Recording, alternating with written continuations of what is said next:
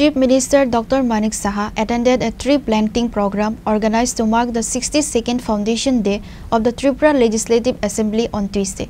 Minister Ratan Lal Nath, Minister Animesh Debarma, Leader of the Opposition Jitendra Chaudhary, MLA Gopal Chandra Roy, MLA Virjit Sinha, Speaker of the Legislative Assembly Vishwa Bandhu Sen, and many other dignitaries were present.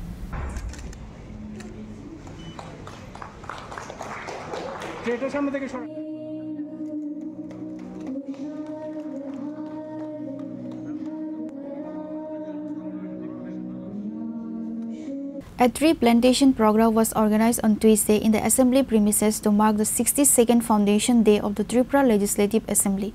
A program was also organized in the Assembly building.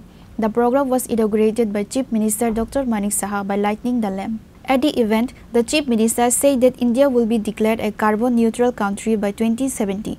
To do this, everyone will have to try together. Before planting trees, we must think carefully. We must plant trees in the right place. During the discussion, the Chief Minister said that the government is trying its best. Public representatives should be more vocal against forest destruction. Only then will it be possible to save the forest. The tree planting program should be transformed into a mass movement. সেই উপলক্ষে আমি বলবো একটা কথা যে মাননীয় প্রধানমন্ত্রী জি বারবার বলছেন যে 2070-এর মধ্যে আমাদের ভারতবর্ষ মানে কার্বন নিউট্রাল একটা দেশ এখানে তৈরি করতে চায়। তো সেই উপলক্ষে উনি এটাও বলেছেন এক পের মাকে নাম।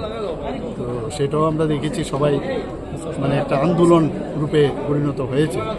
তো আজকে এখানে যে অনুষ্ঠান রাখা হয়েছে আপনারা সবাই জানেন, অলরেডি এখানে কথা হয়েছে কি কারণে আজকের এই অনুষ্ঠান।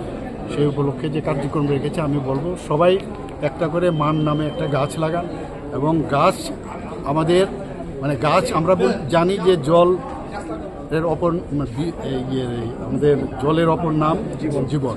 আমি বলবো যে গাছও আমাদের কাছে অপর নাম জীবন।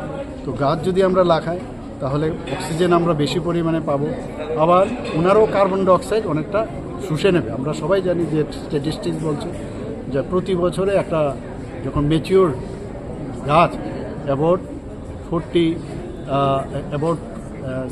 260 পাউন্ড মোস্ট প্রবাবলি তো আমাদের অক্সিজেন দেয়, আর 48 পাউন্ডের মতো কার্বন ডাইঅক্সাইড শুষে নেয়। তো সেই জায়গায় দাঁড়িয়ে আমাদের উচিত সবাই গাছ লাগানো, এবং শুধু লাগানো না, তাকে কীভাবে বাঁচানো যায় সেই জিনিসটাও যেন সবাই। On the other hand, while discussing the event today, opposition leader Jitendra Chaudhary said that everyone must work for the interest of the people. The country's democratic system must be further strengthened.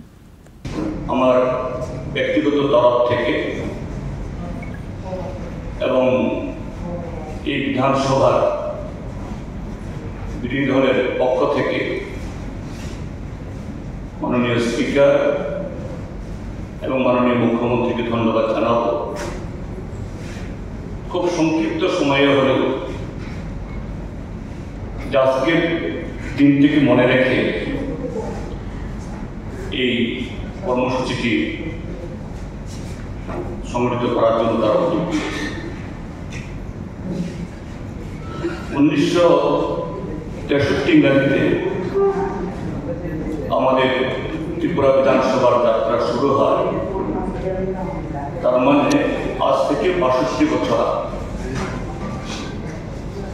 তখন ত্রিপুরা পূর্ণ রাজ্য বা আজকের যে বিধানসভা তার সংসদীয় এখতিয়ার যা আছে সেরকম ছিল না, কিন্তু তারপর আমাদের ভারতীয় সংবিধানের পথ ধরে আমাদের জনগণের হিতে এরকম লেজিসলেটিভ কাজে অংশগ্রহণ করার জন্য সেই বিধানসভা ত্রিপুরা যাত্রা শুরু করে। Chief Minister Dr. Manik Saha, Leader of the Opposition Jitendra Chaudhary, Minister Ratan Lal Nath, Minister Animesh Debarma, Speaker of the Legislative Assembly Vishwa Bandhu Sen were also present on the stage of the event today. Vice Chancellor Ram Prasad Pal, MLA Virjit Sinha and others. After the ceremony, the guests planted trees in the assembly premises.